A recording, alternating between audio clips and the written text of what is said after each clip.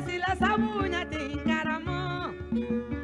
saramala malomani juru mani jomila ballo awaka e galula juru fola kambe tumaro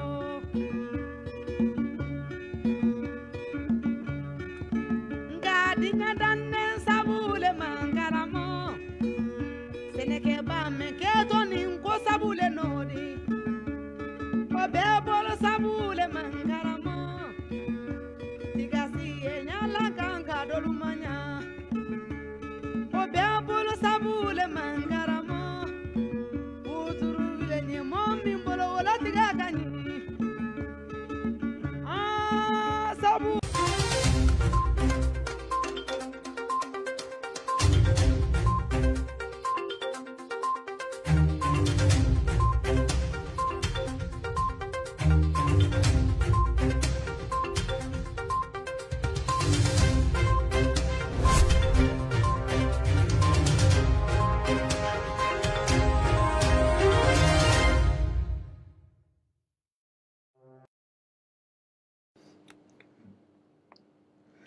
Malien assalamu alaikum ambe malien befoka be wala nyundo tuguni ni wakati na maliko na maliko ka ni wakati na ansegra tuguni ni ngana plateau sans fait ouverture média plateau ni o cherno décrypter ni wakati na anye émission kun volo ke émission amina keko flake bi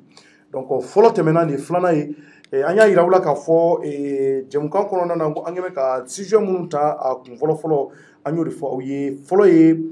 munye nyono ye anya ka fo ko nyono ko déplacer bi kana nyono du kono do be kana segu donc kuna fo jime bi ko ngono ni andab na soma wo kumu kono na tuguni andab na se mun fana ye ni wati na vérificateur général ani ka fara o clé nyama ka uru fana obligation sabati ni nga se ka ta gafedi anga jamana nyama ma ni oye colonel Assimi Goïta mun ba to ka se ka barawo sabati to andab na mako fana na o ko fe kuna fo ni kalamando fana anyo fana soro mu yanda bali banka ye ka fo ko mu ye kajatu fo fana avec le ministère de la réconciliation na anya me ka fo ka aye plainte do ko ambarake nyoko kama ni oye Kassim Traoré mu nya anda bali banko sobe donc anda bina se ko fana ma ni nga se ka o wala ni wati na ba nyini alibi jamana jom beka a partager anga jemukan nu partager ko sobe adawo kunye kuma munu be no jamana kono mawka se ka bo anda mo kalama ngama ka woleli bla mamunu ma nya fonga korofo damne na oye Yusuf Mangara ni ale nyamaye nga nyamaye ani ka fara Abdoulaye Abdourahmane Coulibaly ni oye ala join tarbasi tila nyama jorno me ala tan somo be ça va alhamdulillah ba foli kam bon nga foli be Abdourahmane Coulibaly nga foli be malien belajele fefe so ouverture média kan mali kono ani mali ko kan nga foli be technicien ngana wi munu be caméra ko fe nu be image ñuma jari ko so bololo kan tous les jours sur ouverture média ka fo an kan bo ñena ko u sogole nga to nga plateforme kan ko so no ye www.ouverturemedia.ml nous avons un site internet Ouverture Média chaîne YouTube et page Facebook donc on a fourni là observer sur les plateformes ça va merci beaucoup nyama alajo Chorno ko be chukudi ko ga akara fama ile agara fama bashi tira bashi bati akumi ga dugona do nyona ko so be bikle fle wallahi fuda tu ma tan soro kana plateau ko so be nala sona fuli ga nywe bi ko Chorno mbi fo wolilla nyama fo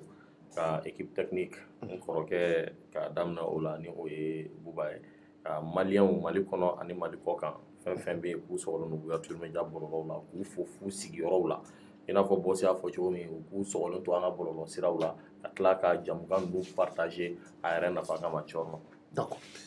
Merci beaucoup Alajon. Ami refo ko sobe ki wala jumando. Wati na andabna se mo kulumo yoro majuna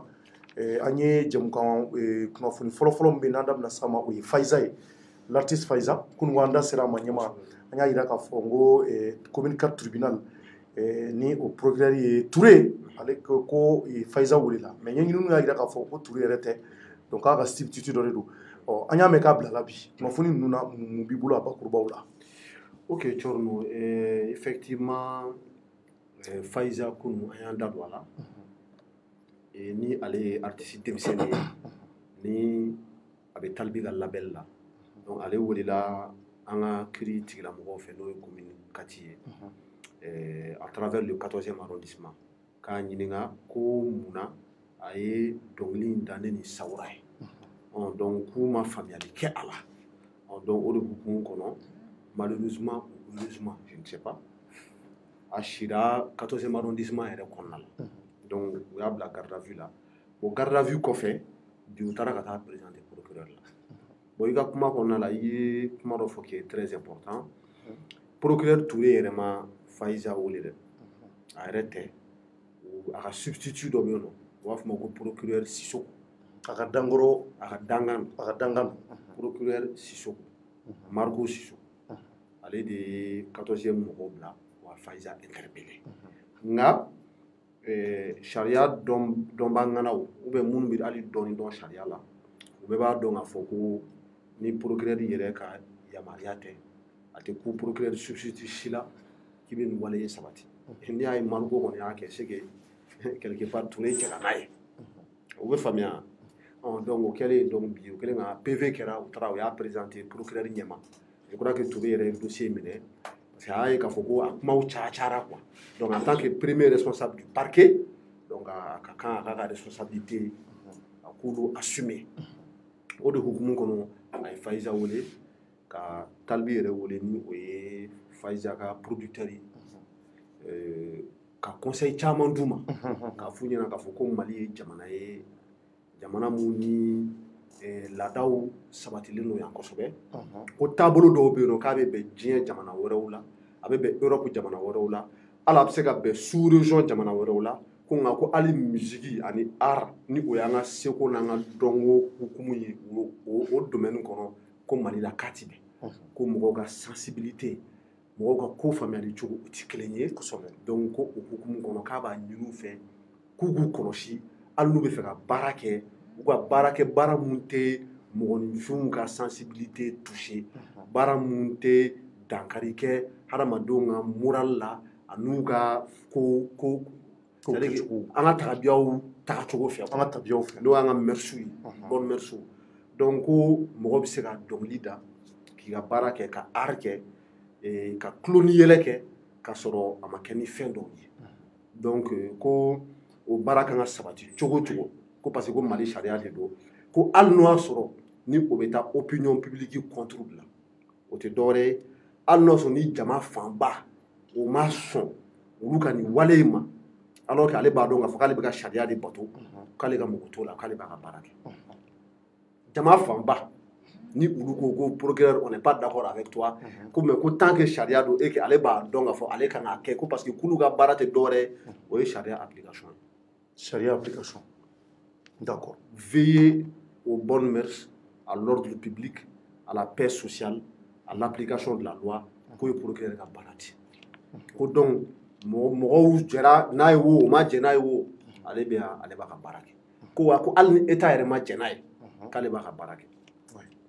Donc on sent qu'il est déterminé. D'accord. Ko nka k'a kɔni y'u bila ka taa so k'u kana segin a ɲɔgɔnna wɛrɛ kan.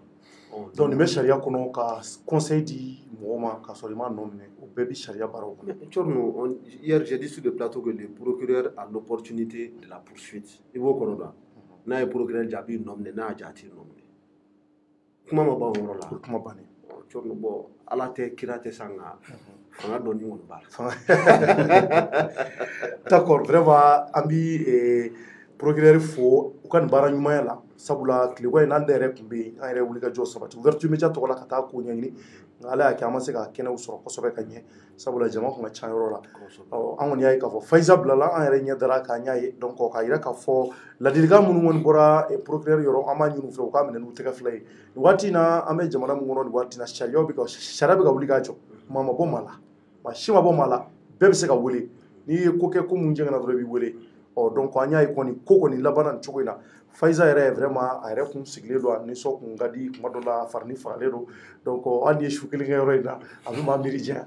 a bɛ maa miiri janya an bɛɛ ye su kelen kɛ yen n ko n yɛrɛ y'o fɔ Faiza de n ko Faiza n ko nin de b'a la dɛ a ko cɔrɔ n y'o f'a ye kɔni n ko nin de b'a la dɛ n'i kɔni i b'i hakili to i yɛrɛ la n ko sinon i ye su kelen fifa ne yɛrɛ delila ka su kelen fifa n ko soso b'a yɔrɔ la n ko tiɲɛ tɛ a yɛlɛla quoi n ko su kelen fifali a bɛ dɔ fara mandiyaw kan a bɛ dɔ fara ko kan i hakili to yɛrɛ la de i hakili to yɛrɛ la et puis je sais que i bɛ jagɛla musique mun na n'o ye talibi ka yɔrɔ ye talibi fana kunkolo b'a kan da la mɔgɔ don a kalanna et puis a bɛ ko caman kalan hakili la u bɛ n'u hakili to yɔrɔ la kosɛbɛ pour que u ka académie jagɛla musique bɛ se ka taa ɲɛ cogo min na u ko ko laɲini ka denmisɛnninw dege dɔnkilida la k'u dɛmɛ u ka carrière bɛ yen donc ala ka baara in ɲɛ u bolo o de y'an ka laɲini voilà donc n bɛ fɛ ka yɔrɔnin dɔ fara c'est-à-dire que i b'a dɔn ko in ça a été apprécié différemment bɛɛ ni hakilinata don artiste camanba de wulila ko ils sont pas d'accord avec les procureurs i n'a fɔ maliyɛn caman fana ko ils sont pas d'accord mais n y'a fɔ procureur ka kuma la ko ale tɛ mɔgɔ ka kuma lamɛn dɛ ko tant que ale bolo a bɛ k'a ka baara de kɛ ale tɛ taa de gauche à droite ale ɲɛsinnen don o ma donc artiste dɔw ye sɛbɛnni kɛ ko n kana tɔgɔ fɔ kɛ n m'a fɔ k'u sirannen don procureur ɲɛ o tɛ dɛ mais ko k'u bɛ baara dɔw de la o baara ninnu t'u permet u k'u exprimer publiquement sinon k'a fɔ k'u siranna Ture ɲɛ o tɛ dɛ faut que n ka préciser ala jɔ e bɛ yɛlɛ mun na an bɛ bɔ si bɛ ka yɛlɛ min na n'a fɔra sisan ko a dɔw kana miliyari minɛ sisan nɔ est-ce que a tigi b'a ban ka na o minɛ sous prétexte k'a bɛ baara la ne kɔni bolo n'i bɛ ka hakilina di ni hakilina ɲuman don n'a bɛ se ka contribuer en tout cas positivement kow dilanni na o tɛ anonymat garder kun bɔ n bɛ fɛ ka fɛn dɔ fɔ ala jɔn ye je pense qu'il le sait déjà c'est-à-dire que n'i bɛ baara dɔw la i n'a fɔ an de la ka exemple caman di plateau kan tel que tu es médecin tu es avocat tu es juge tu es procureur il y a ce qu'on appelle le secret de la fonction secret professionnel secret médical obligation de réserve o tɛ tiɲɛ ye ala jɔn mara obligation de réserve bɛ yen nɔ i b'a sɔrɔ u ka contrat kɔnɔ a bɛ fɔ ko publiquement tu ne dois pas prendre position sur certains sujets donc ala jɔn e bɛ ka miliyari min fɔ miliyari mana d'u ma o b'u ka 50 ni mun sɔrɔ a bɛ 20 cɔmɔ donc u k'o to yen nɔ ka taa ka t'u exprimer nin sujet in kan publiquement ala jɔn n'o kɛra jɔn de b'u dahirimɛ assurer u ye donc il faut les comprendre donc n'an bɛ se ka tɛmɛ o yɔrɔ kan an bɛ tɛmɛ o yɔrɔ kan moi je vais continuer à donner des explications donc olu ye mun de fɔ sisan nɔ u ko ko olu tɛ k'a fɔ k'a fɔ k'u bɛ artiste denmisɛnninw défend k'a fɔ ko fɛn o fɛn u ja u k'a kɛ k'o tɛ dɛ ko mais ko il est important c'est-à-dire que wagati sera Mali justice a n'an ka faamaw ko u kana artistes comédiens fara chanteurs kan ani humoristes c'est-à-dire que u kana u minɛ avec condescendance et mépris condescendance c'est-à-dire ka jɔnmaya k'u la mépris ani ka c'est-à-dire que k'u mépriser quoi genre ka kojugu ta k'u sɛgɛrɛ ko vraiment ko il est temps que ça s'arrête ko parce que ko dɔ kɛra peut-être qu'il fait allusion au fait que ni wagati laban in na artistes comédiens rappeurs musiciens caman bɛ yen nɔ minnu taara turu cɛ ka so bɔ mars kosɛbɛ donc ko trop c'est trop donc au kɔfɛ a ko ko l'art est un refuge dans lequel l'artiste s'exprime sans interdit c'est-à-dire que ko dɔnko ni seko baara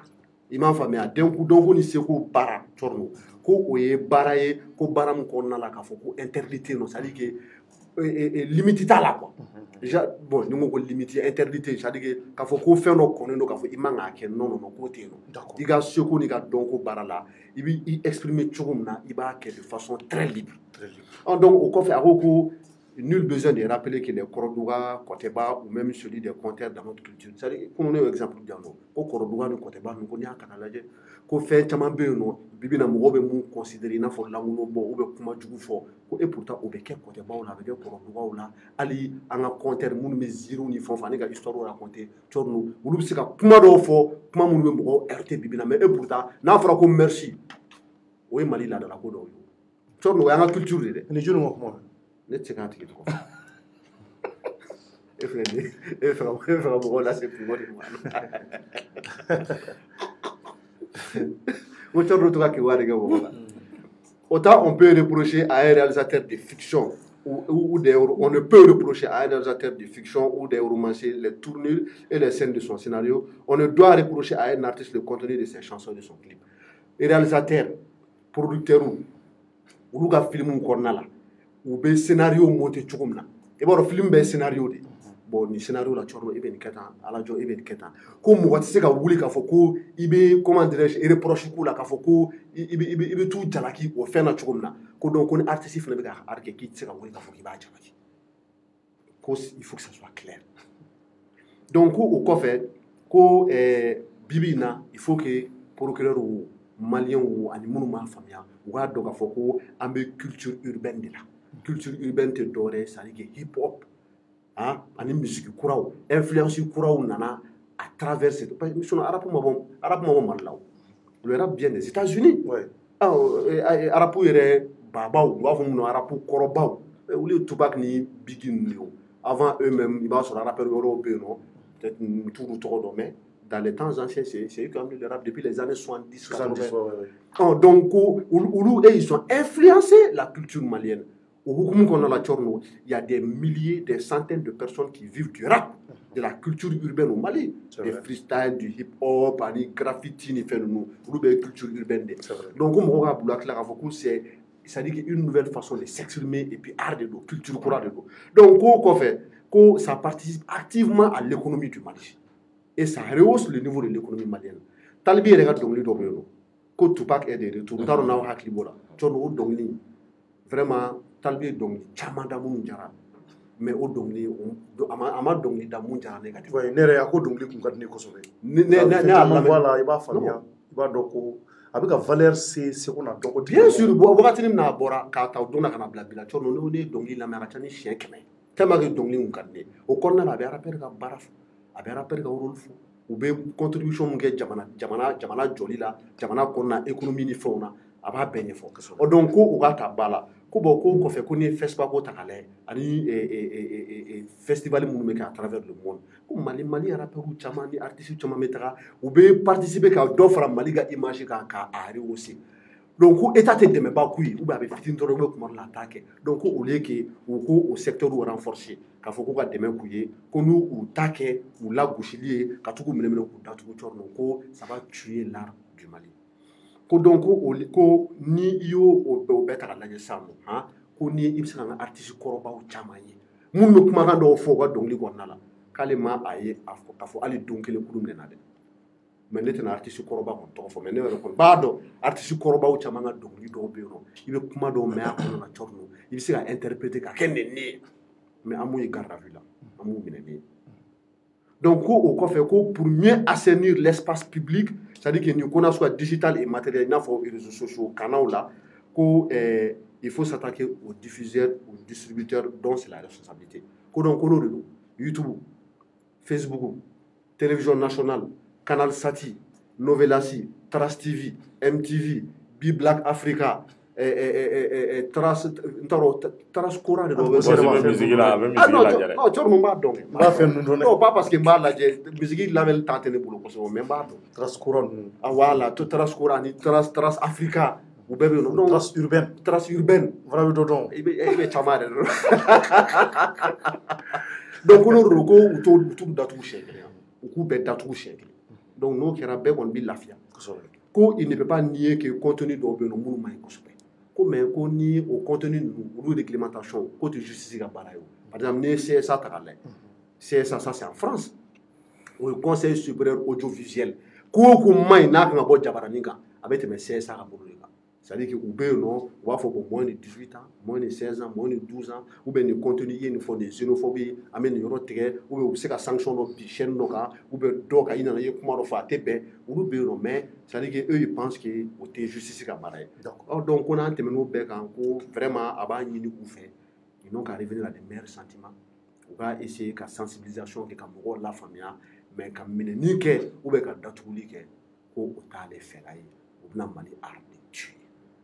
donc a kun ka di n ye n ko o dakuruɲɛ damadɔni fɛnɛ fɔ k'a fara procureur ta kan donc bɛɛ ka version filɛ nin ye dɔw bɛna sɔn ale ta ma dɔw fɛnɛ bɛna fɔ procureur Touré i ni Margo Sisoko aw jo b'a la donc Thierno moi je ne prends pas position ni mun ye mun ja sisan nɔ i bɛ taa o fɛ. D'accord kɔrɔfɔ jɛra vraiment a tɛ tɛmɛ nin kan donc ni kɔni kun cɛra bi Faiza kɔni a taara ka denbaya la a n'a balimaw kun bɛ ɲɔgɔn fɛ bi tileba in na o bɔra mun ye commune 4 tribunal ye u y'u tilen ka taa Babani Kone ka so ka taa foli lase ni o ye Talibi yɛrɛ buramuso ye Aïcha a furumuso tɔgɔ de ko Aïcha voilà Aïcha tɔgɔ de Aïcha ya donc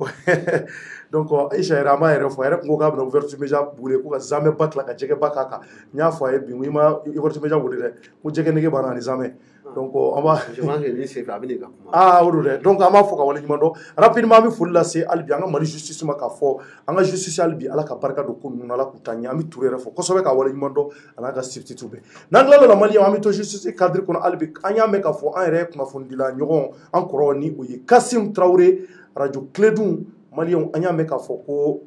Kadiatou Fofana ko Kadiatou ye plainte don Kasim kama ko bɛ dugu la dɛ o y'an dabali ban kosɛbɛ nka an kɔni ye Kasim wele an ma Kasim sɔrɔ nka mun ye Kadiatou kɔni ye si je ne me trompe pas Kadiatou sɔrɔla et puis Kadiatou mun kɛra sababu ye k'a don tari tiɲɛ don i ye plainte don kɔrɔ kama wa i m'a don wa ɲɛma an b'o to i bolo i sera ka ɲɛ dɔ sɔrɔ a la. Bon, je pense que Kasim est émission là. Émission. Débat politique sur la radio Clédou. Là, on va essayer de téléphone. Ah, vraiment, quand on a un mec, il faut plainte de Kama. Il y a une convocation sur le Chine, sur le fait. Il y a un bigi là. Oh, il y a des investigations judiciaires. Voilà. Tu vois, il y a un Kosovo. Oh, il y a un Souma, il y a un Anjami non ne bi yendo ne mo bi wuli Kosovo tere barage ñogo wuli to barage ñogo mais ne re ma dogon kele ngene bitay dongo cero dogon kele chaque matin komana biji komana ma wuli mangara ni jara ay na sam na tara sumana fe 8h ba am la fu 1h du matin ay wakati kuma chama fo mais ala barka la yanga chewo siga ma de mo anga temo wuli histoire koro wi o donc ko koro Kasim wuli ndu biji la chine ko pour diffamation kuma chama wore farala ka diffamation koro ka ngalonda ka fɛn fɔ mɔgɔ ma mun b'a mankutu tiɲɛ mun ti tiɲɛ k'a tigi diffamer ka ngalon tigɛ ka da la donc Thierno message mun cira an ma a fɔra message kɔnɔna la ko diffamation mensonge et acharnement bon tiɲɛ la Thierno Mali code pénal la a bɛ se ka kɛ a bɛ yen nɔ dɛ i b'a dɔn mɔgɔ tɛ se ka ko bɛɛ dɔn an bɛ fitinin dɔrɔn de don a la mais ne kɔni ma sariya kisɛ ye mun bɛ mɔgɔ nɔ minɛ k'a fɔ k'a tɔgɔ ko mensonge peut-être k'a bɛ yen nɔ dɛ ne kɔni t'a dɔn bon acharnement peut-être acharnement kɔrɔ ka c'est-à-dire ka mɔgɔ degun quoi k'a tigi degun k'i acharner a kan bon ne kɔni fana ma sariya kisɛ ye mun bɛ a fɔ ko acharnement kɔni don peut-être il faut bien spécifier mais diffamation kɔni o bɛ yen nɔ ka mɔgɔ mankutu tiɲɛ ka ko da la mun ni tiɲɛ tɛ ɲɔgɔn fan fɛ donc ne Kadija wele k'a ɲininka ko Kadija mun ye affaire jumɛn ye ko an hakili b'a la k'a fɔ ko Kasim wulila ale kama wagati dɔ la ka kuma caman fɔ don o don a bɛ information dɔ bila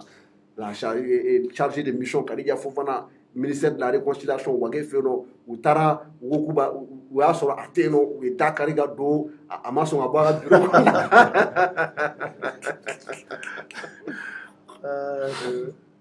a ma sɔn ka bɔ a ka bureau kɔnɔna la a y'a don ta a y'a bɔ ta ani Kasim bunna ɲɔgɔn na e yɛrɛ Kadija wele a kuma caman Kadija ko Kasim ka information ko tiɲɛ tɛ n'an ye Kasim wele kɛrɛfɛ Kasim b'a fɔ ko ale ka source b'a bolo ko tiɲɛ don ko source bɛ ministère de la réconciliation yɛrɛ la donc Thierno donc sini n'u ye ɲɔgɔn sɔrɔ biji la parce que k'a ye plainte don commune Kati la Thierno ne yɛrɛ finalement commune Kati ko in kɛra baara ye dɛ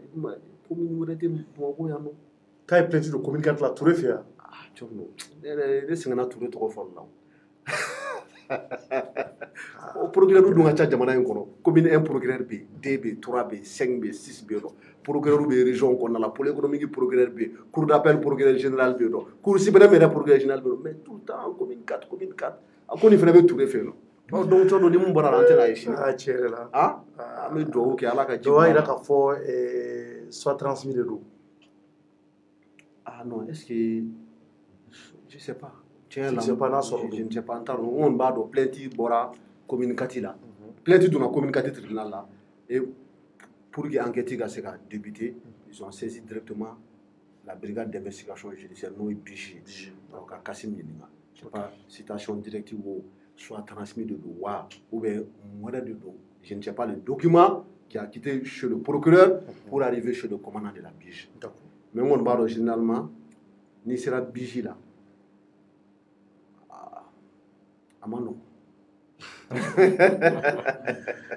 Ala kana mɔgɔ si se tiɲɛ yɛrɛ la Ala ka ko nɔgɔya donc mais a sɔrɔla nin de fɛ i kɛ y'a ɲininka o ka sɔrɔ ne fɛ waati min na ka to ministère de la réconciliation parce que a waati a fɔra ko n'i ma fili dɛ n'i ma fili a fɔra ko Dakar la u taara sɔrɔ la Dakar la n t'a dɔn ko dayɛlɛla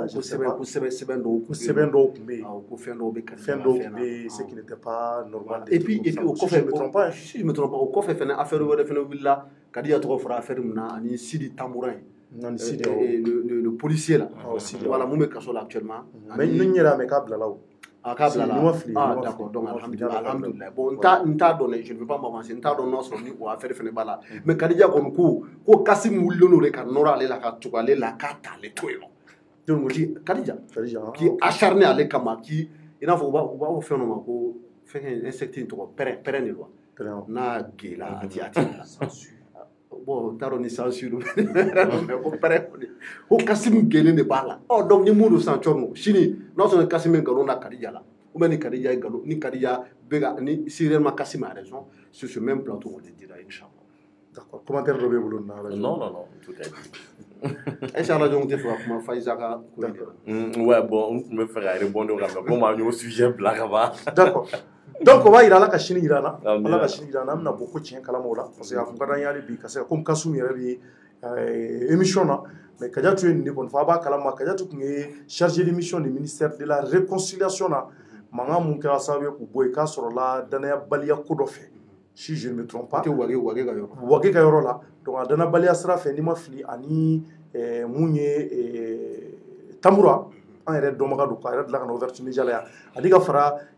Kadijatu yɛrɛ kan donc olu de ye degun sɔrɔ a la ko la donc an y'a ye k'a fɔ a wagati an ye Kadijatu sɔrɔ Kadijatu y'a yira k'a fɔ ko Cɔrɔnɔ ko kuma caman fɔra ko mun ye Kasim ye ko tiɲɛ t'a la ko tiɲɛ tɛ des trucs comme ça bon quand même an nana ye k'a fɔ mais pourquoi encore plus de combien de mois ko kelen ni sisan cɛ a bɛ sɔn ka kalo 4 kalo 5 bɔ dɛ a mɛnna dɔn dɛ Cɔrɔnɔ n'i ma fili ani sisan cɛ peut-être ma t'a dɔn n'a sɔrɔla si Kadijatu était toujours peut-être patience kɔnɔ ka ko ɲɛɲini fɔlɔ k'a dɔn je ne sais pas Cɔrɔnɔ ka kuma dɔ f'i ye sisan cɛ a mɛnna ka kuma dɔ f'i ye Kadija kan e tɛ Kadija Fofana dɔn dɛ Kadija Fofana marque man ɲi dɛ non c'est une dame laisse tomber hein. Cogo di ta elle sait ce qu'elle veut elle sait ce qu'elle fait quand et où comment frapper quand frapper où frapper cɛ expérience b'a la dɛ mais o dɔn cogo di ne b'o dɔn parce que ne b'a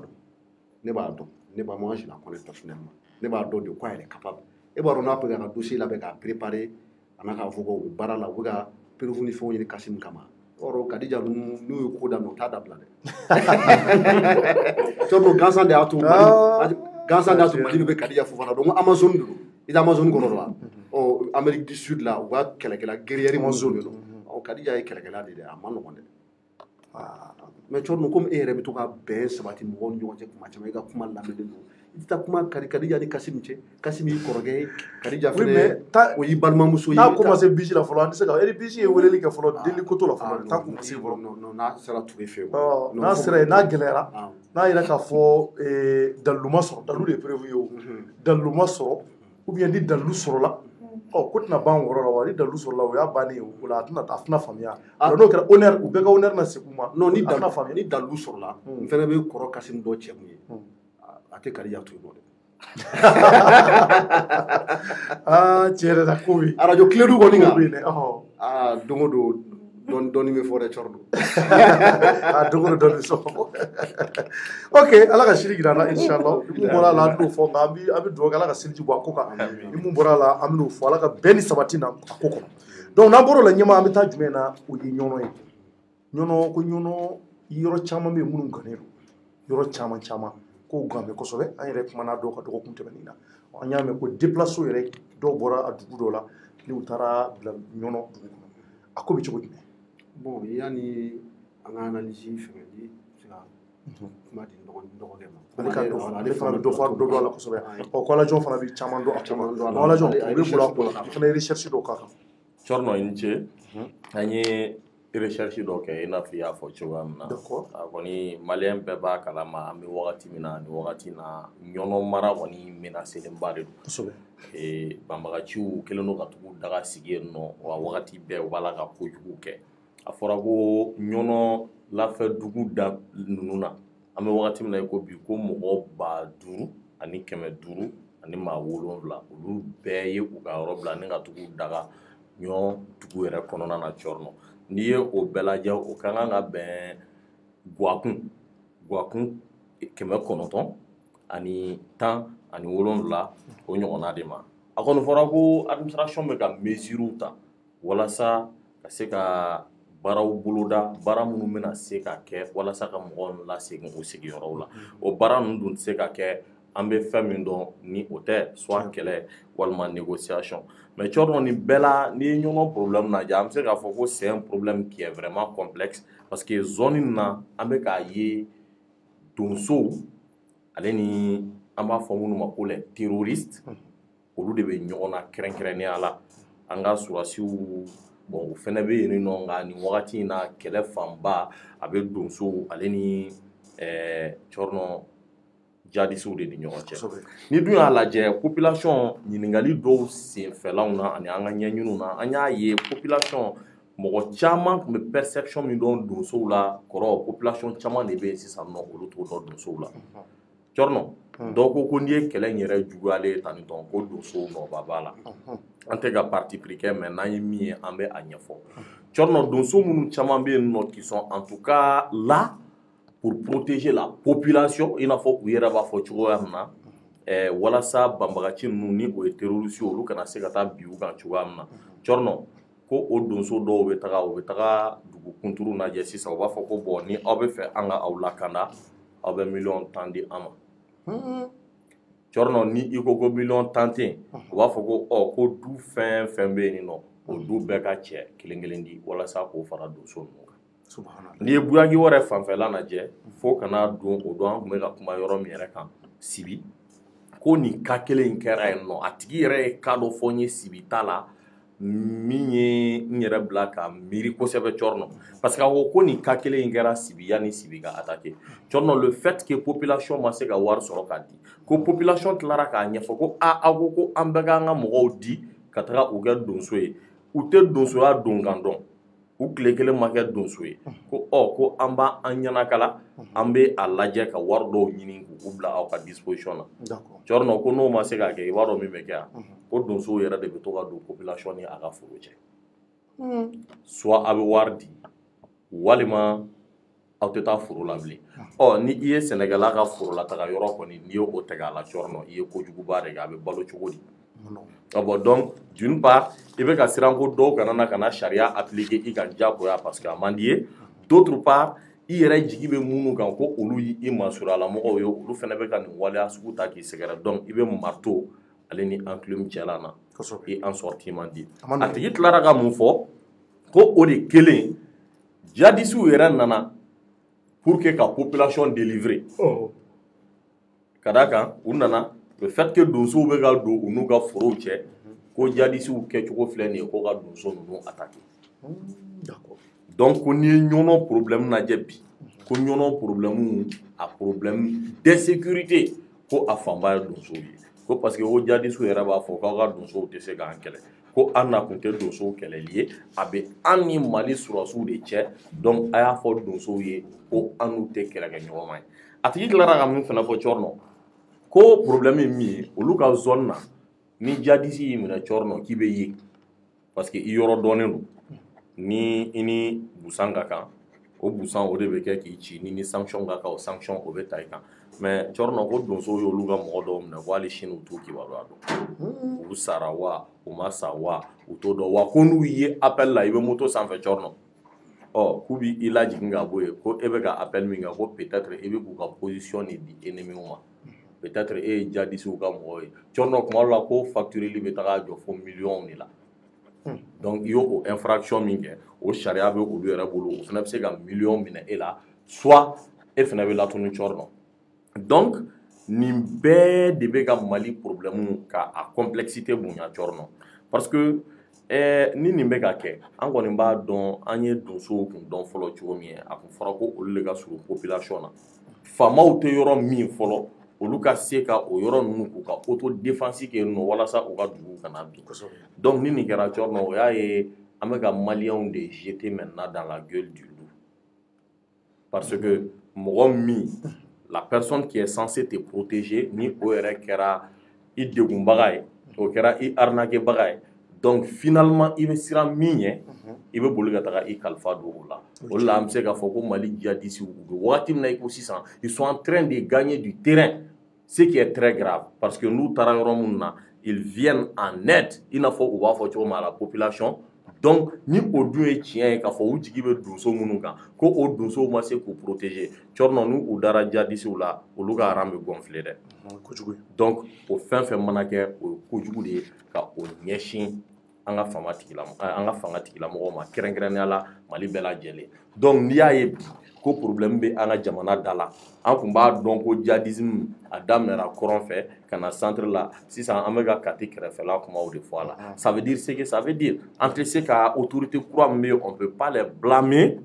pour quoi que ce soit parce que u sigi wagati don mais an b'u alerter u k'a dɔn k'a fɔ ko l'heure est grave l'heure est grave ne bɛ to ka kuma dɔ fɔ n tɛ sɛgɛn a fɔli la Tchorno c'est pas pour faire l'apologie du terrorisme. Bébé, il y a patriotisme degré, mais je ne pense pas qu'il y a quelqu'un sur cette terre qui puisse aimer le Mali plus que moi. Mais à défaut des moyens de sa politique, il faut opter pour la politique de ses moyens. Le dialogue national inclusif, je pense que dans ce cas, il faudra dire d'ici qu'aucun. À Manaké, tant qu'ils se reconnaissent maliens, on perd un malien. Donc, et chaque mort est un mort de trop. Donc, anga lajɛ an ka nin ko ninnu an ka sigi an ka kuma ni u ye i n'a fɔ an sera ka sigi ka kuma ni kɛlɛ yɛrɛ jutigɛbagaw ye. Je pense que ni discussion nana o de bɛ se ka abouti ni fɛn caman ye mɔgɔw ka a faamuya ni kuma minnu fɔlen filɛ nin ye a caman bɔra ɲɔgɔn sigibaga dɔw ka yɔrɔ la mais o t'a to k'a fɔ k'an tɛ investigation kɛ dɛ donc ni mɔgɔ min bɛ yen ko démenti dɔ b'i bolo nin propos ninnu kan je pense que e bɛ to k'a fɔ kuma bɛɛ ko ouverture média a bɛ yen bɛɛ de kama an b'o tigi fɛnɛ lamɛn an bɛ a tigi fɛnɛ ka information relater min fɔra sisan nɔ j'ai reçu ça ka bɔ ɲɔgɔn sigibaga dɔw la a tɛ tɛmɛ nin kan donc nin b'a jira k'a fɔ ko il faut ka dun kosɛbɛ nin b'a jira k'a fɔ ko yɛrɛ dubadu kosɛbɛ n'i y'a ta k'a lajɛ an ka donsow fo ka taa bila djihadistes minnu n'u bɛ ɲɔgɔn na donc problème juguman bɛ kosɛbɛ olu ni ɲɔgɔn cɛ ko bɛna juguya f'a bɛ taa bɛn duguladenw kan nka an ka koɲɛngi y'a ye k'a fɔ dugu caman bɛ yen kɔni ni djihadistes kɔni sera o dugu ma ni tiɲɛni nana ye i b'a fɔ yɔrɔ dɔw fana bɛ yen parce que maaw ye ja dɔw yira dɔgɔfiriyanfan ninnu k'a ye k'a fɔ ko dɔgɔfiriyanfan ninnu na ko dɔw bɛ k'u ka malo sɛnɛw kɛ dɔw b'u ka malo bɔli daminɛ tiɲɛ don parce que yɔrɔ dɔw bɛ yen olu ma touché ɲɔnɔ mara ka bon kosɛbɛ yɔrɔ caman bɛ yen minnu ma touché a la bon munna olu ma touché an b'a ɲini autorité ka enquête kɛ kosɛbɛ o yɔrɔ malo bɛ ka bɔ mais yɔrɔ dɔw touché don fana ça c'est une réalité donc minnu ma touché an bɛ dugawu de kɛ ala ka n'olu touché ni ko bɛ ka taa cogo min na ni fura ma ɲini a la a laban a bɛna se hali yɔrɔ minnu touché a bɛna se olu ma ala ka kisi olu ma donc a ka d'an ye ɲɛmɔgɔw ka wulikajɔ kɛ ka enquête k'a ko la ka ko in source yɛrɛ dɔn kosɛbɛ n'o kɛra kɛlɛ in ko bɛ nɔgɔya o tɛ wa hali wari dɔ kɛra la kɔsɛbɛ na ne yɛrɛ tun ko n tun bɛ fɛ ka taa ne tun bɛ fɛ ka n den ka taa enquête dɔ k'a yɔrɔ ninnu na y'a ye ne y'a fɔ ɲɛmaa ye n ka taa nka ɲɛmaa de ma sɔn ɲɛmaa chargé len don trop ɲɛmaa de ko Tchorno ko k'an ka yɔrɔ in dali to yen n ko a ma n ko ɲɛmaa k'an ka taa sa an ka taa enquête kɛ maaw dalen b'an kumakanw na mɔgɔw dalen b'an dalakanw na n'an ka taa an ɲɔnɔ an ka taa don dɔgɔ firi ninnu kɔnɔ an ka taa fo Jabali ɲɛmaa ko i jɔn bɛ miiri o dugusɛ ɲɛmaa ko Tchorno kuma in b'i da ko munna ko tan t'ale bolo nin waati k'ale bɛ k'a labɛn ale kan ka taa Faransi ci dɔ n ko ɲɛmaa an ka taa ɲɛmaa ma sɔn ne tun bɛ taa o ne tun bɛ taa an bɛ taa don so dɔ kɔnɔ an bɛ enquête kɛ o la an bɛ kow ɲɛ sɔrɔ mais ɲɛmaa de ko k'an ka to yen fɔlɔ ne tun bɛ taa awɔ ɲɛmaa a dun kɛra dɛ ɲɛmaa i yɛrɛ arajo a ma kɛ yan donsow bɛ ka mun da villageois kan ne yɛrɛ bɛ n'o da Tchorno kan yan parce que donsow bɛ amani de bi villageois kan k'u ka amani sara a kɛra i n'a fɔ justice quoi magistrat b'a fɔ ou bien policier b'a fɔ i ka amani sara donsow bɛ donc e fɛnɛ bɛna amani sara parce que i b'a dɔn i ye kuma min fɔ tiɲɛ tɛ o de bɛ taa lajɛ quoi donc Alajɔn ye kuma in a y'a bakuruba fɔ a ye kuma caman fɔ a kɔnɔ a kan ka mɔgɔw sɔn hakili on est là pour donner la bonne information o b'a sɔrɔ maliyɛn caman bɛ kɔ kan u b'a lajɛ caman bɛ Mali kɔnɔna la minnu bɛ zone wɛrɛw la Sikaso mara Kulukoro mara hali Segu mara yɛrɛ la ani kɔrɔyan fana kosɛbɛ ils savent pas réellement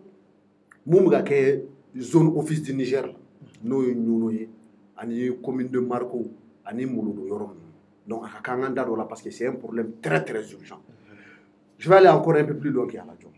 Moi aussi j'ai eu des informations, j'ai mené des enquêtes. Mais Ala sɔnna ma Tchorno an bɛna se ɲɔnɔ mara la o bi kɔ Inch'Allah Nyama ka bi fɔ. An b'a kɔ dɛ. Problème t'a la. A ka kɛ n kɔ mais a kana n kɔ bila dɛ parce que M5 kɛlɛ la. Cɔri n'o ka fɔ wa. Ka mun fɔ. N bɛ se k'a fɔ wa. Ɲɛma fɔ kɛ e bɛna mun fɔ ɲɛma. Don min na kisɛ cira Diko ka dan na. Ɲɛma an ka tɛmɛ o la. O bɛ dɔn an ka tɛmɛ o la. A yɛrɛ ko k'an ka tɛmɛ o la donc bɛɛ y'a faamuya. Donc Cɔri ce qui s'est passé est très grave parce que ne bɛ kuma kelen de fɔ pour que les gens comprennent. Hali ni autorité minnu ye nin kuma in mɛn. Ce qui s'est passé dans la région de Mopti o de taara ka transposer li kɔrɔ tɛ dɔwɛrɛ dɛ o ɲɔgɔnna kelen de taara o bɛ ka kɛ Segu mara la a bɛ ka kɛ Kulukoro mara la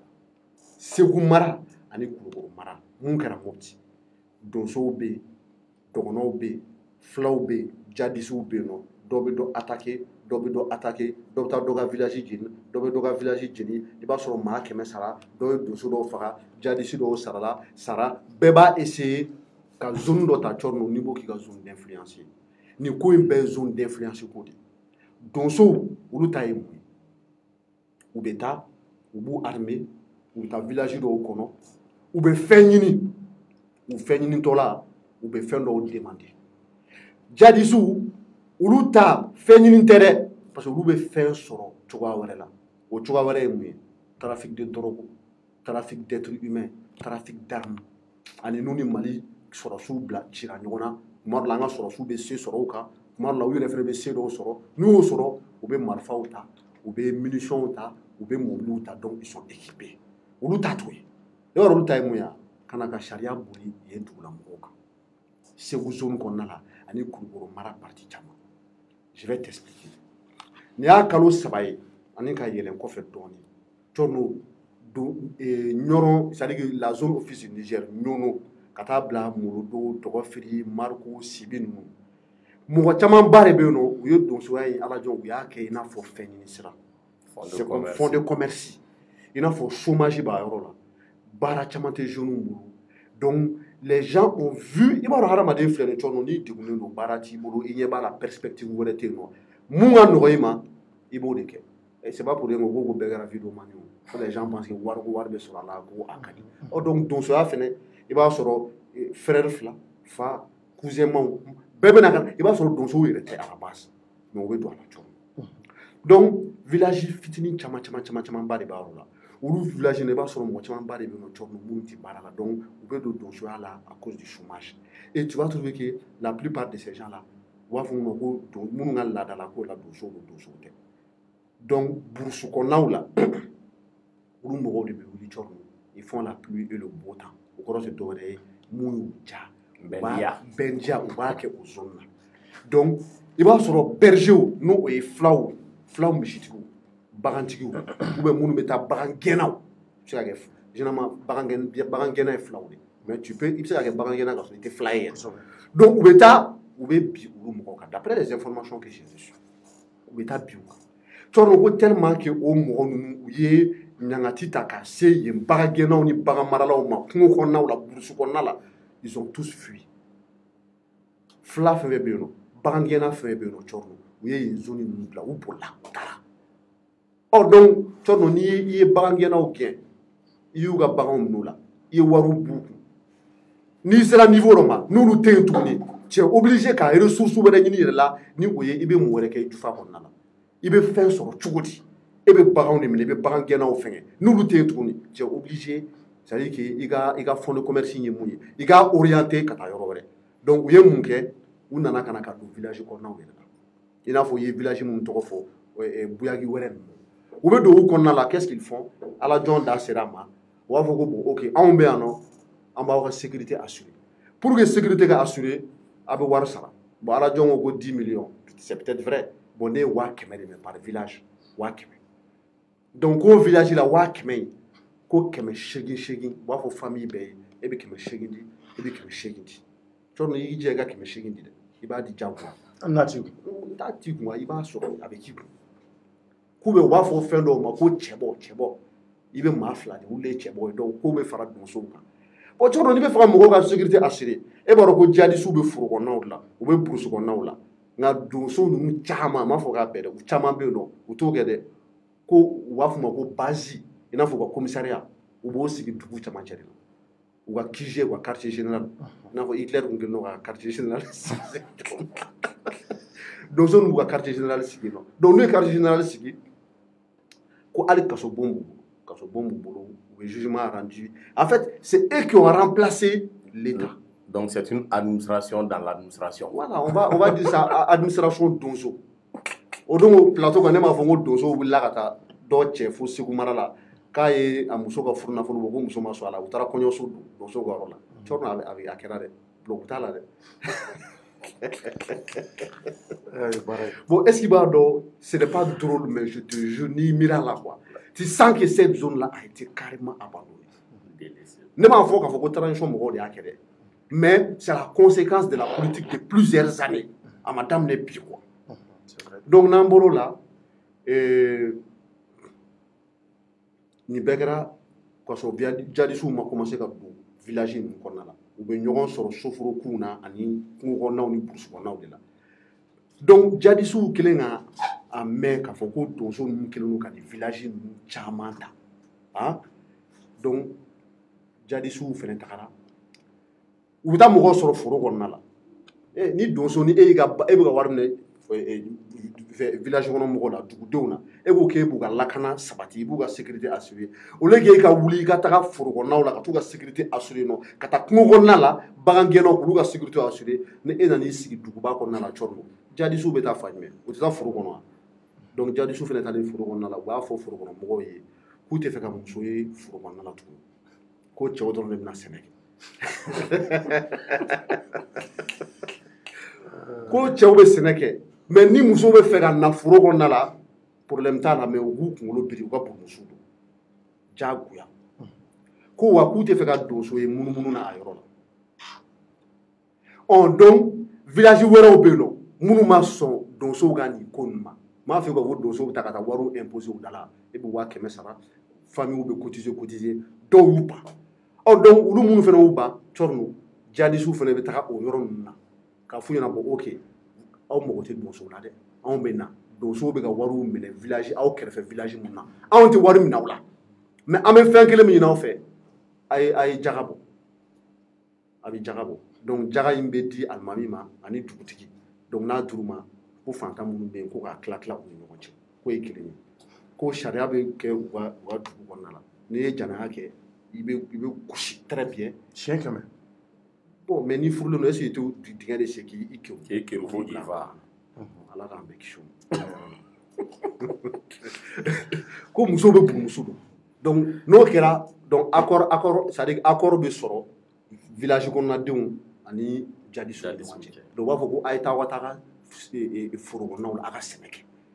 donc cɔrɔ tu comprends que ce sont des questions d'influence yɔrɔ y'o de fɔ ko kuma daminɛ la question d'influence de don donc sisan nɔ donsow kɛlen ka bɔ a kalama ko jadisiw taara kɛrɛfɛ dugu ninnu na u n'u ye comment dirais-je accord sɔrɔ k'a fɔ an tɛ s'aw ma a ye taa aw ka forow sɛnɛ an tɛ ɲɔgɔn ɲɛ sira la mais an ye mun fɔ a b'o lawaleya jagaw ka bɔ musow b'u kunkolo biri aw ka silamɛya kɛ a donna ta et puis n'a ma kɛ anw tɛ mɔgɔ wɛrɛ dɔn an bɛ dugutigi ni alimami de dɔn u bɛ t'olu nɔfɛ donc donsow fana ko non ko tɛ se ka kɛ donc il paraît que ko dugudennin caman bɛ yen nɔ i n'a fɔ tuba yan fan na dugu ninnu tɔgɔ bɛ n bolo k'u b'a fɔ dɔw ma ko minnu ni jadisiw ye accord sɔrɔ dugu ninnu yɛrɛ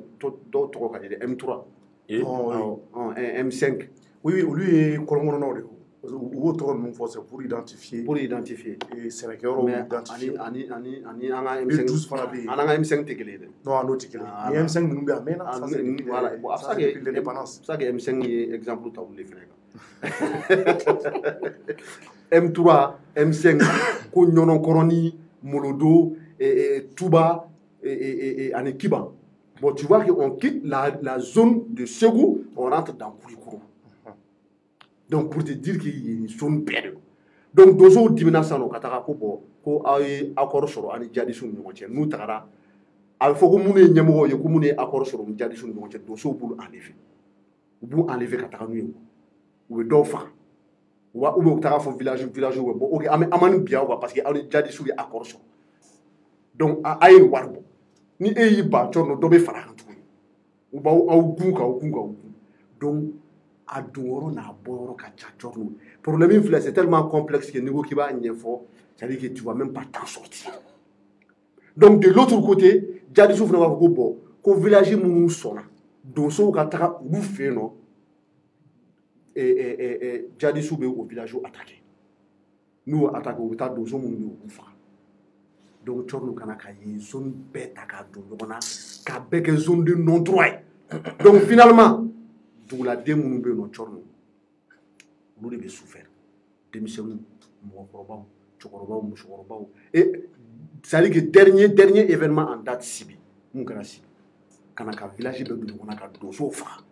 donc il y a des gens qui se déplacés u bɛ kɛ quoi bibi na ɲɔnɔ yɛrɛ ala jɔn a chiffre di mɔgɔ caman ba de bɛ yen nɔ minnu kɛ n'u ka village ninnu abandonné mais cɔrɔn c'est la même chose qui est arrivé à Mopti n'i y'a ye il y a des camps il y a le camp des déplacés ici à Falajɛ il y a le camp des déplacés chez le général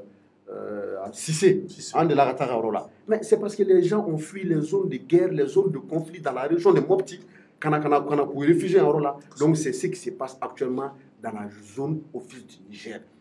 Tu as donné l'information sur le Kafoko, qu'on y Dougou Dobeno, en Clibora Dougou, je pense que je l'ai noté quelque part. Il paraît qu'à partir de 18h, qu'on était qu'on y boira qu'on doit qui a tout ça. Taxi ou taxi bigan. Bon, si, il va donner le nerf de la guerre, c'est l'argent. Il y a fait chocomi et en bas pour moi pour dire si au chaman est bien ou voir sur le choix ou là il veut sur le mot enlevé au rançon me dit et à fera trafic de drogue bala trafic d'être humain bala au ben fait à fera ko puissance do be au lu fait même ga sega ou demain war ko ta fanfelana donc doso munu fana kelen no ka marfata sisan no ko be kelage ni jamana ta duma jamana wɛrɛ fɛnɛ tɛ yen nɔ min bɛ k'olu dɛmɛ cɔnɔ ni o y'a sɔrɔ kɛlɛ kɔni kɛ fɛn ni wari t'i bolo i tɛ se k'a kɛ a bɛ se k'i pousser ka don da dɔ fɛ voilà donc an bɛ se k'a faamuya dans ce sens même si on sait que ko kɔni tɛ ko ɲuman tɛ mais il urge que l'État prenne vraiment ses responsabilités sinon ni population ninnu n'i y'u fɛn fɛn sɔrɔ ɲɛma u bɛɛ b'a fɔ k'olu abandonné don État fɛ. Ko olu b'u yɛrɛ ɲininka est-ce que u ye maliden ye bilen parce que mun kan ka olu lakanda o ye olu bila sisan nɔ entre deux prédateurs dɔ bɛ nin k'i la yan fɛ dɔ bɛ nin k'i la yan fɛ et pire i b'a sɔrɔ a kɛra cogo o cogo u bɛ balancer ka taa côté dɔ de fɛ donc u taa o taa côté dɔ fɛ ça c'est une menace pour l'État du Mali. D'accord. Bon, pour terminer, moi la solution que j'ai préconisée, je n'ai pas de baguette magique, solution bâtiment tende. Ne me sais pas mon conseil en autorité les dons sont là. Peut-être qu'ils sont de bonne foi, peut-être que d'autres ne sont pas de bonne foi. D'autres doivent comme voir ni comme chômage béno. Déjà des sous-veneta, ou taille idéologique ils sont endoctrinés, lavage de cerveau qu'elle nous a, ou bien faire avoir influence. Tout est une question d'influence. Ben il a raison, mais il faut avouer que les zones naturelles, l'État n'existe pas. Donc so djihadistes, ou les bénévoles, il a fallu une bouteille de et c'est malheureux. Ce sont donc les Maliens.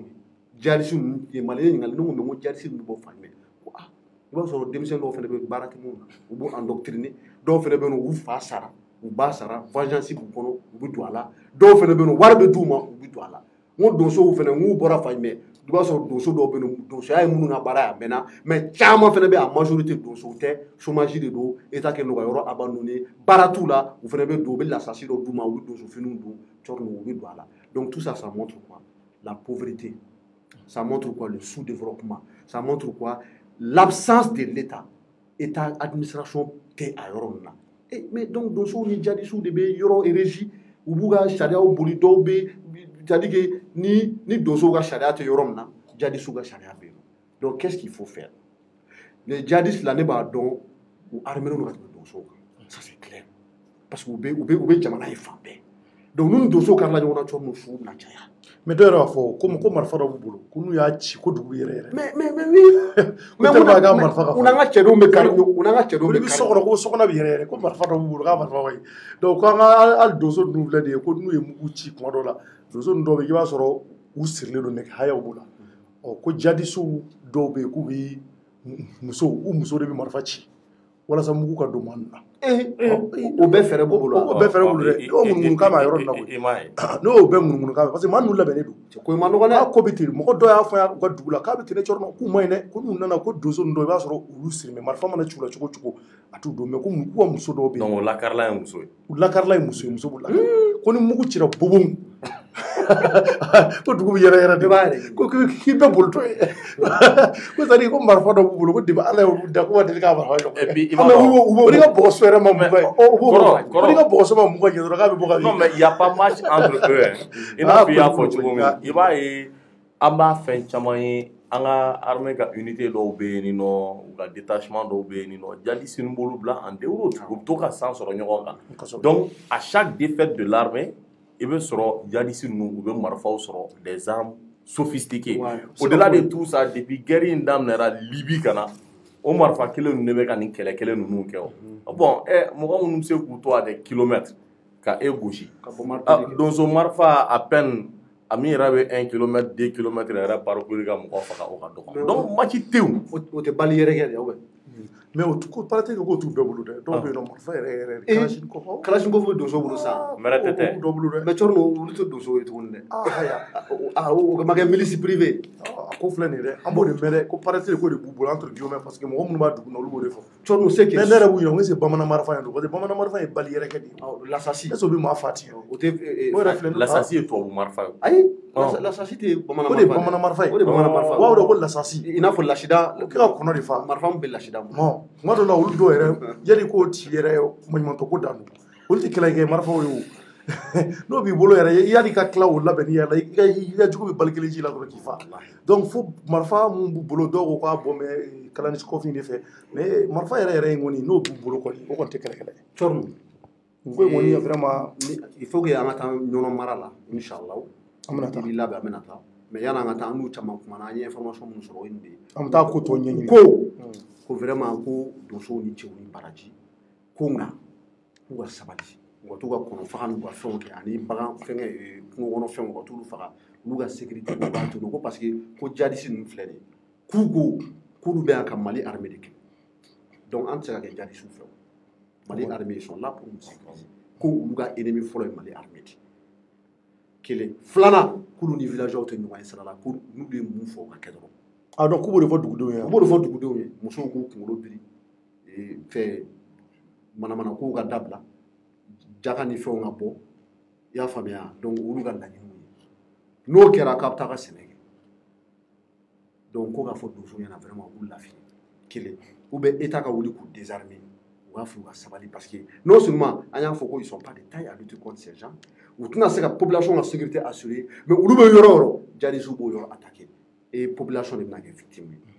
donc maintenant là armée malienne qui prépare éduco kuraw b'an bolo Wagner bɛ nalen instructeurs bɛ yen nɔ formateurs kuraw bɛ yen nɔ donc armée k'i labɛn u ka jigin ɲɔnɔ zone na parce que il faut pas que u k'a to yen nɔ i n'a fɔ Mopti ta juguyara cogo min na parce que Mopti kungo kɔnɔnaw ni fɛnw ka ca yen nɔ zone dɔw bɛ yen nɔ ani Burkina frontière u b'a fɔ zone dɔw ma ko Liptako Mali Liptako Gourma Burkina ani Mauritanie bɛ taa yɔrɔ dugu jumɛn il y a trois il y a des frontières entre trois pays donc c'est un peu complexe et puis brousse kɔnɔna duw de don i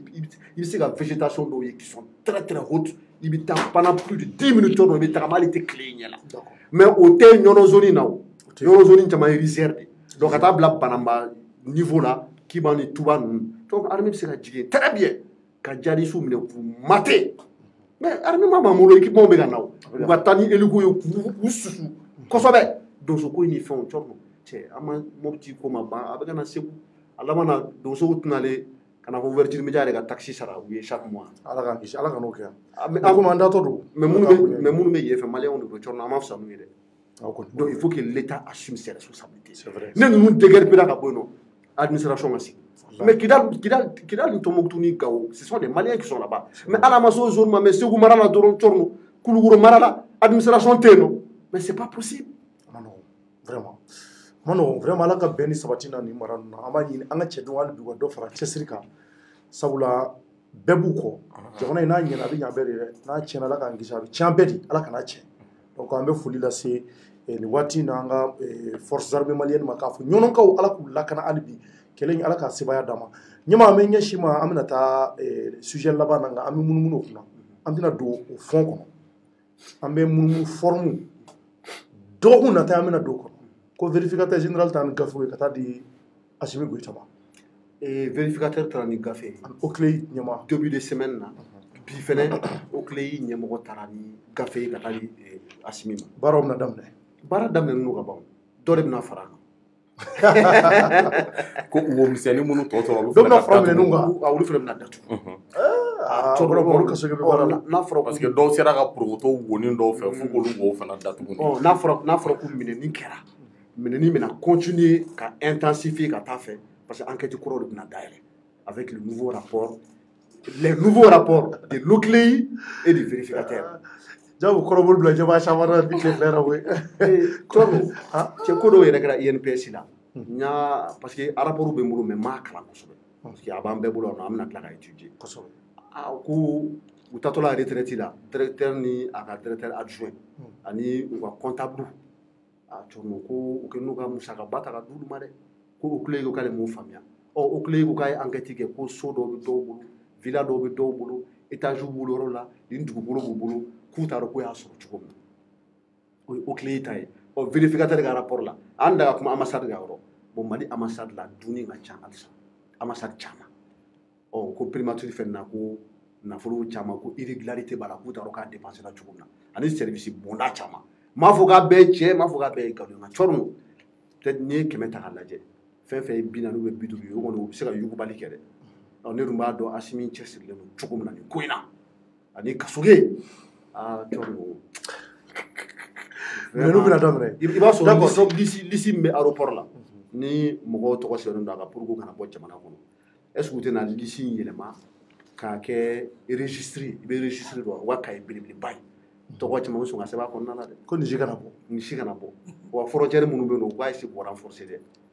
baaraw bɛna daminɛ Guinée ni Côte d'Ivoire ani Sénégal dɔgɔkun nata yen an da bɛna don dossier dɔ la Ala jɔn ka kuma kun cɛ danfara jumɛn b'u ni ɲɔgɔn cɛ vérificateur général ni OCLEI ka baaraw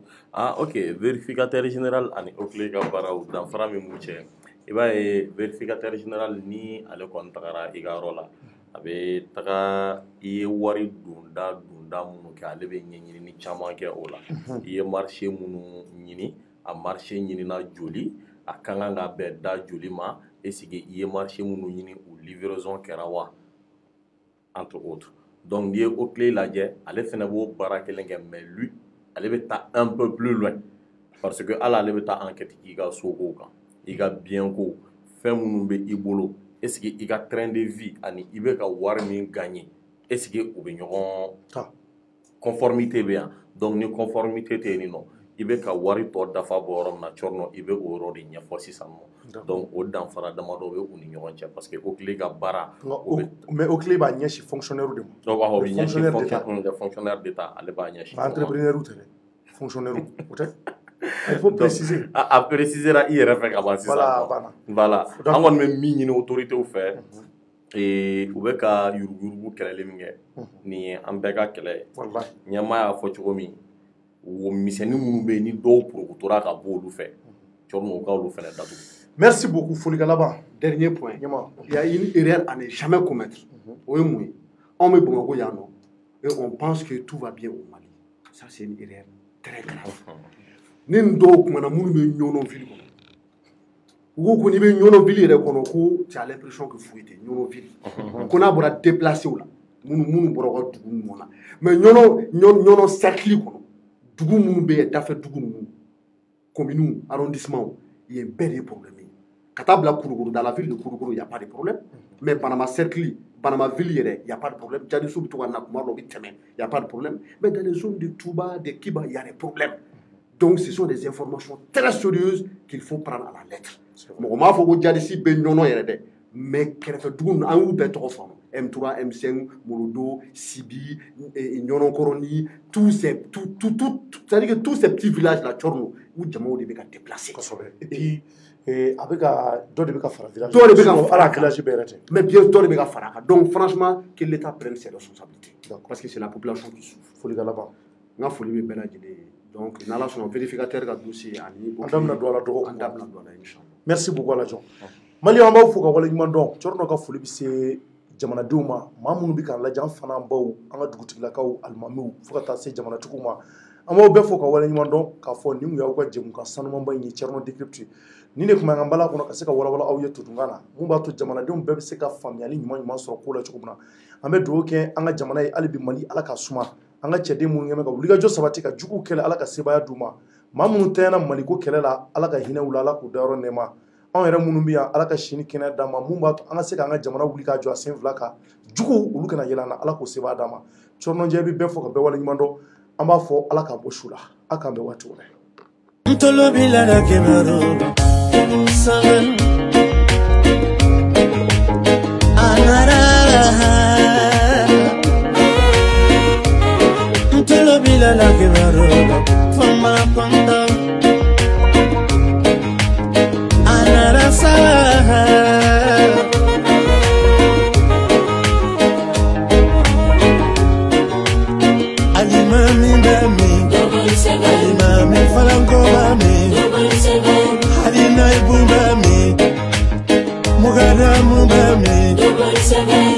Sufi bami,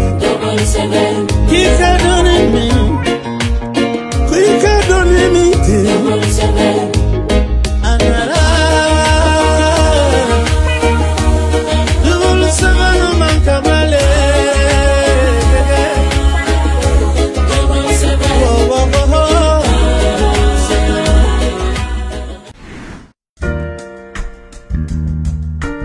Abana peu peu awo auga disukasi tajikola bolimafenko ta fan o fan o koniwa o bana peu peu yarawal nana kamali bela jalin lafia essence nyuma gasoil nyuma toluni bolimafen mina nyuma bela jalin soro yoro yarawal dedo yarawal la auka bolimafen be ko ka je ka la halaya be jatemine ka di masaura la ita ɲɔgɔn fila ye o kɔfɛ an se k'i yɛrɛ sɛgɛn yarawal la i bɛ se k'i ka fɛnmisɛnnin santaw bɛɛ lajɛlen sɔrɔ wa sɔngɔ damatɛmɛ diya yarawal k'i dɛmɛ i ka taamaw la k'i nisɔndiya ka segin so.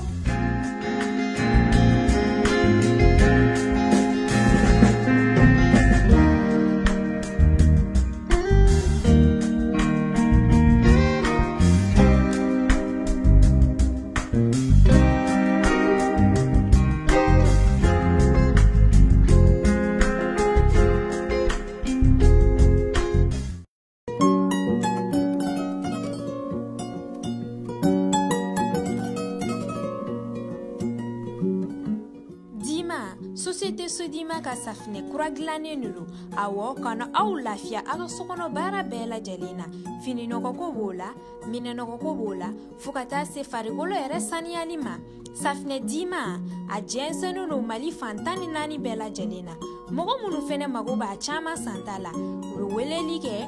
75 30 fu ani 51 safinɛ dima safinɛw ka sanbala ɲɔ.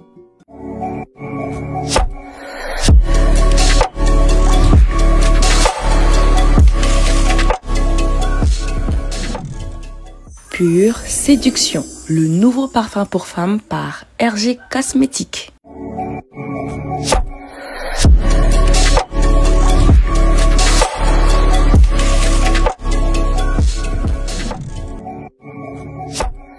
Intense Love, le nouveau parfum pour hommes et femmes by RG Cosmétiques.